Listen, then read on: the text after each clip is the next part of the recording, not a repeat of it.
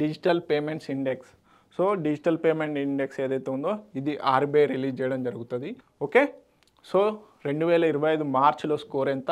493.22 score ఉంది digital payment index, up from 465.33. September 2024లో ఈ డిజిటల్ పేమెంట్ ఇండెక్స్ స్కోర్ ఎంత? 465.33. సో ఇప్పుడు మార్చ్ 2025లో ఎంత ఉంది? 493.22 ఉండడం జరిగింది. 2018లో లాంచ్ చేసినప్పుడు కంటే పోలిస్తే 4 రెట్లు 4 టైమ్స్ ఎక్కువగా ఉండడం జరిగింది. Reflects rapid digitalization across urban and rural ఇండియాలో.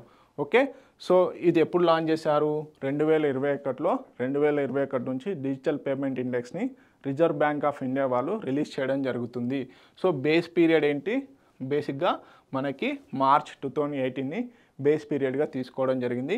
సో పర్పస్ ఏంటి?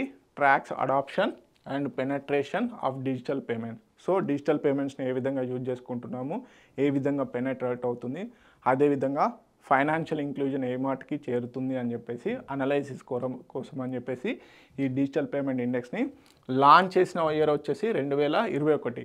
కాకపోతే బేస్ ఇయర్ వచ్చేసి మార్చ్ 2018. స్కోర్ వచ్చేసి 100. ఈ 100 ఏదైతే ఉందో ఇది బేస్ స్కోర్. ఈ 100ను బేస్ చేసుకొని స్కోర్ ఇస్తూ ఉన్నారు. ఇప్పుడు 493.22 ఉండడం జరిగింది. గతంలో సెప్టెంబర్ 2024లో పోల్చుకున్నప్పుడు చాలా గణనీయంగా పెరిగిందన్నమాట. సో దీంట్లో పారామీటర్స్ ఏంటి? ప్రధానంగా 5 పారామీటర్స్ తీసుకోవడం జరుగుతుంది.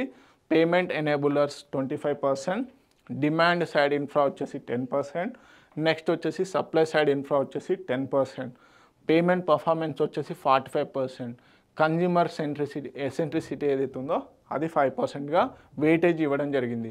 అంటే ఈ 5 పారామీటర్స్ ఎస్పెషల్లీ పేమెంట్ ఎనేబులర్స్ అంటే పేమెంట్ ప్లాట్ఫామ్స్ ఏవైతే ఉంటాయో అవన్నమాట.